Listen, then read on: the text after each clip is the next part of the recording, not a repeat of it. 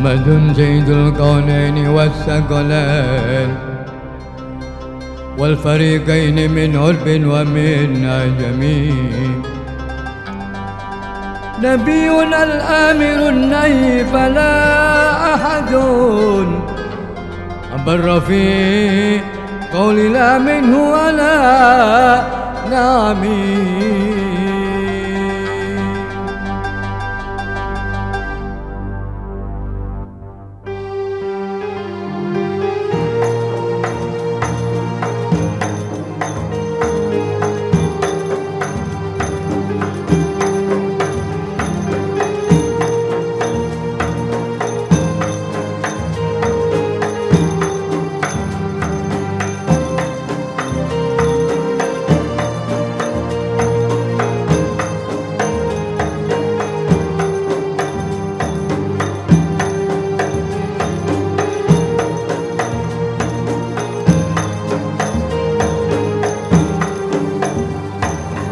يا سيدي يا رسول الله، يا من له جاء عند الله، إن المسيء قد جاءوا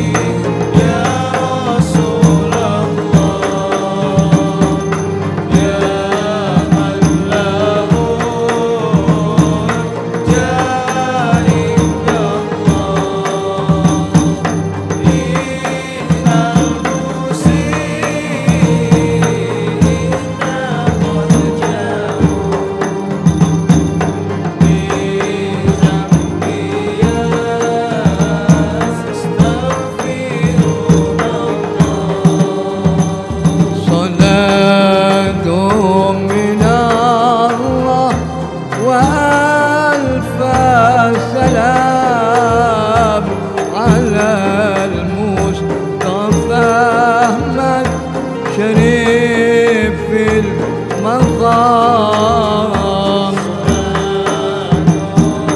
من الله وألف سلام على المصطفى من شريف المقام.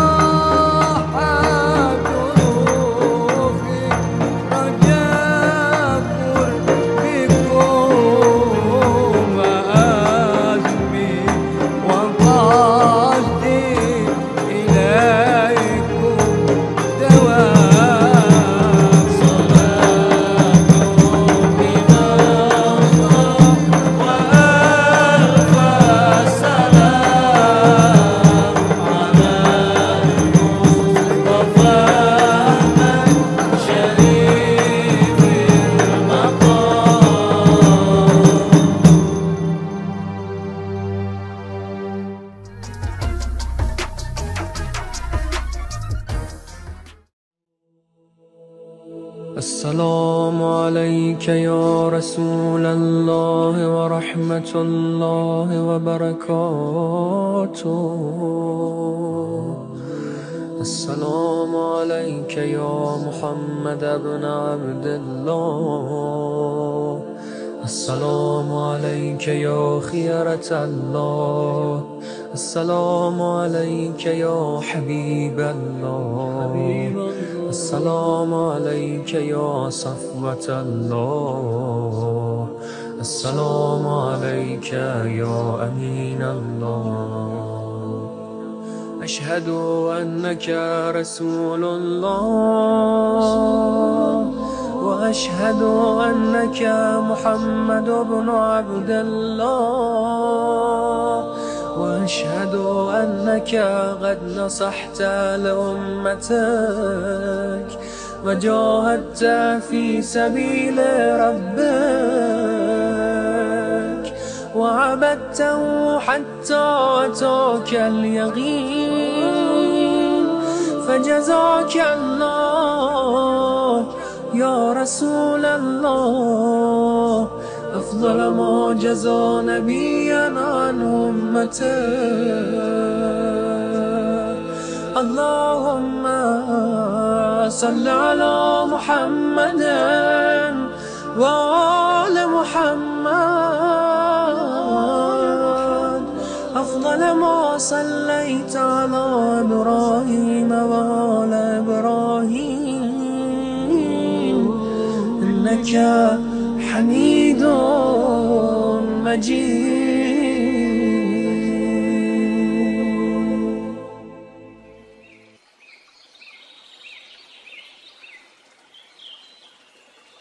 Bismillahirrahmanirrahim. Alhamdulillahirabbil alamin. Assalamualaikum ayuhan nabiy warahmatullahi wabarakatuh. Assalamu alayna wa ala ibadillahi sholihin. Assalamualaikum jami'an warahmatullahi wabarakatuh.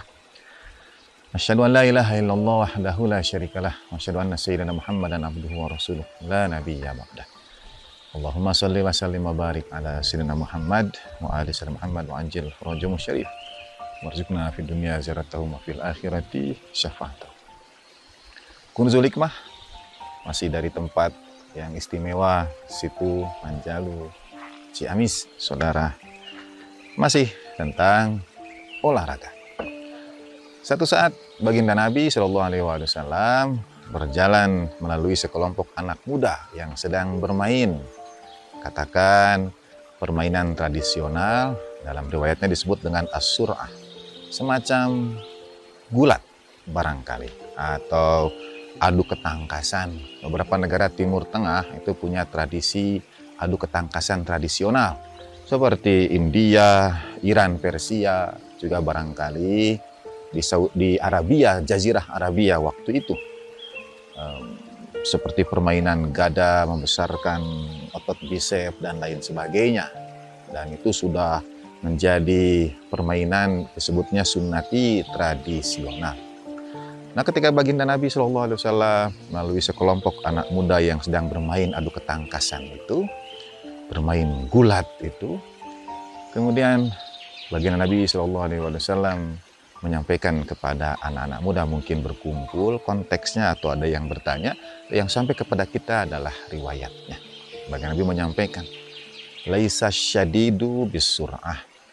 Orang yang kuat, orang yang perkasa itu bukan ia yang saling mengalahkan dalam adu ketangkasan. Kalau kita bertanya, siapa orang yang paling perkasa? Siapa orang yang paling kuat?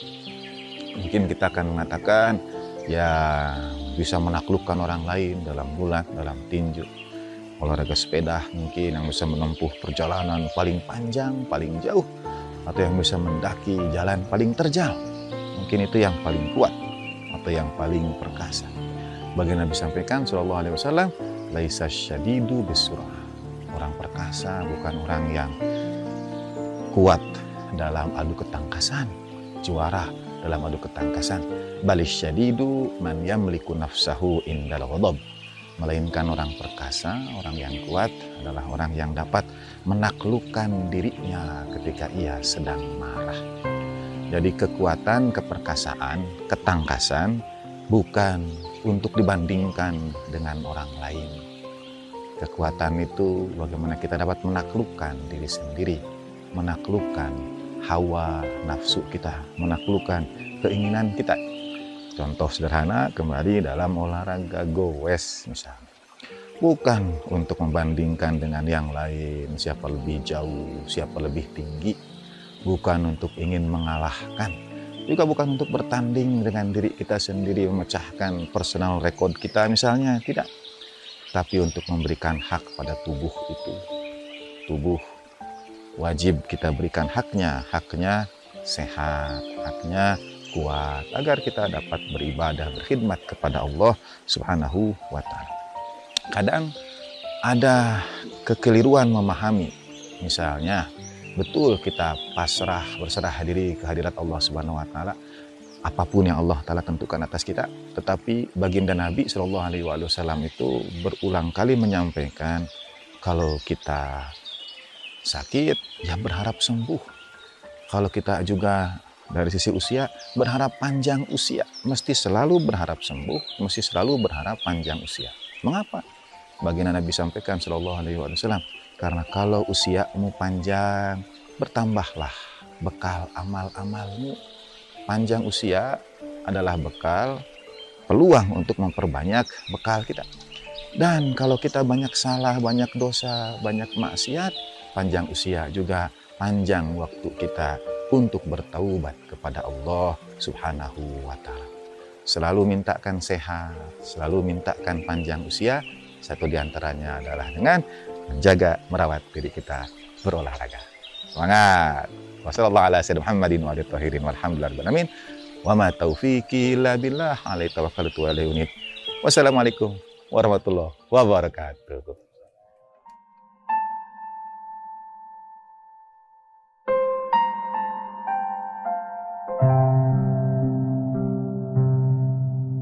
Bismillahirrahmanirrahim.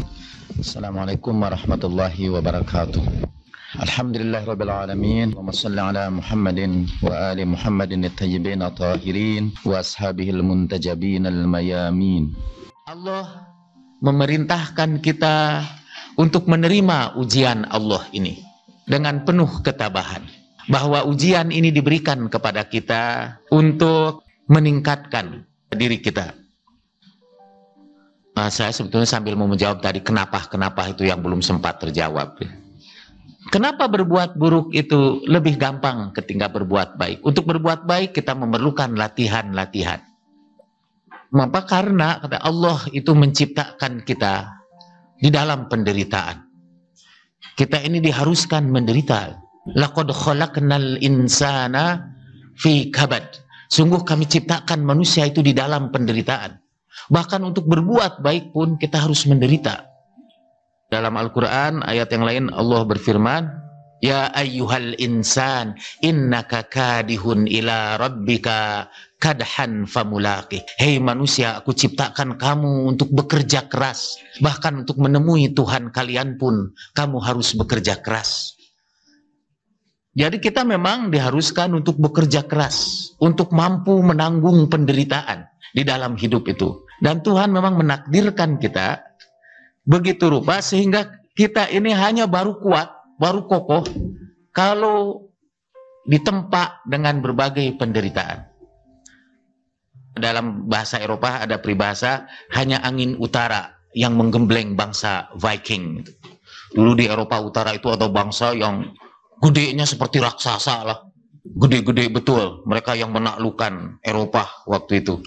Mungkin mereka yang melahirkan juga keturunan yang gede-gede itu. Karena mereka digembleng oleh angin utara. Kita ini yang tinggal di daerah tropis, yang melemparkan benih, tunggu 6 bulan benih itu keluar. Tanpa harus kerja keras. Matahari bersinar setiap hari. Angin yang bertiup juga nggak pernah angin kencang seperti angin utara itu. Anginnya sepoi-sepoi basah, udah sepoi basah lagi. Akhirnya kita jadi makhluk yang pendek-pendek ini ya. Lemah-lemah, tidak kuat-kuat. Tapi untungnya itulah sebabnya mengapa tidak ada perbudakan ya. Dulu orang-orang Eropa tidak mengambil budak dari Indonesia untuk mengerjakan ladang-ladang kapas mereka di Amerika. Ya, karena dibawa ke sana langsung pada mati. Tapi orang-orang Afrika yang ditempa memang dalam penderitaan, dalam padang pasir yang tandus, gersang, harus berjuang melewati alam yang hebat, memiliki tubuh-tubuh yang kuat-kuat. Sekarang pun karena sejarah menggembleng mereka dengan penderitaan, tubuh mereka itu hebat-hebat itu. Saya pernah mendengar bahwa AIDS itu sudah lama beredar di Afrika itu, dan tidak menimbulkan wabah yang serius. Bahkan ada seorang yang sudah menanggung AIDS sekian tahun dan tidak apa-apa. Tidak mati-mati. Begitu sampai di Eropa, bergelimpangan itu pada mati. Apalagi kalau ke Indonesia itu, kayaknya langsung itu. Saya ingat dulu waktu saya di Amerika, orang kampung lah baru datang ke Amerika. Dari Los Angeles saya itu ke Iowa State waktu itu. Ke New York dulu, dari New York lalu ke Iowa State. Waktu itu saya terlambat jadi tidak kebagian asrama di kampus. Jadi saya terpaksa cari di sebuah asrama. Tahu-tahu ini asrama sementara saya ini dihuni oleh para pemain basketball. Yang tinggi-tinggi. Begitu saya masuk lift, kecil semua tinggi-tinggi sekitar saya itu. Saya seperti tikus kecil, di sini ada. Dan ketika saya menundukkan kepala, saya dengar mereka tertawa dengan keras itu. Rasanya seperti halilintar buat saya. Saya merasa lift saya itu berjalan sangat lambat untuk sampai ke ground floor itu. Orangnya besar-besar. Nah, kata yang menyebabkan mereka besar itu adalah penderitaan. Bahwa otot-otot kita menjadi lebih kuat karena penderitaan. Ruh kita juga menjadi lebih sempurna karena penderitaan. Tuhan itu menggunakan penderitaan untuk menyempurnakan penciptaan kita. Alladzi khalaqa fasawwa walladzi qadara fahada. Dialah yang menciptakan. Kemudian Allah sendiri yang bertanggung jawab dalam proses penyempurnaan penciptaan itu. Dan untuk menyempurnakan penciptaan kita, Allah berikan kepada kita penderitaan. Dan kemudian Allah memberikan pahala kepada orang yang sanggup memikul penderitaan itu. Nah, karena itu as-sabr billah, itu yang pertama tadi, sabar karena Allah itu sering diartikan oleh para ulama juga sabar menghadapi penderitaan. Jadi ketika kita menghadapi penderitaan, kita menerimanya sebagai bagian dari rencana Allah untuk menyempurnakan diri kita. Nabi Shallallahu Alaihi Wasallam bersabda, "Asadun nasi balaan al-anbiya." Manusia yang paling besar penderitaannya adalah para nabi. Summal amsal, summal amsal. Kemudian mereka yang meniru para nabi. Mereka akan mengalami berbagai penderitaan. Karena penderitaan sekali dipergunakan untuk menyempurnakan proses penciptaan kita. Jadi itu sabar. Yang pertama, sabru billah. Sabar karena Allah itu ialah sabar dalam definisi Imam Al-Ghazali. Yaitu memilih untuk mengikuti Allah dan meninggalkan dorongan hawa nafsu. Banyak contoh-contohnya dalam kehidupan setiap hari.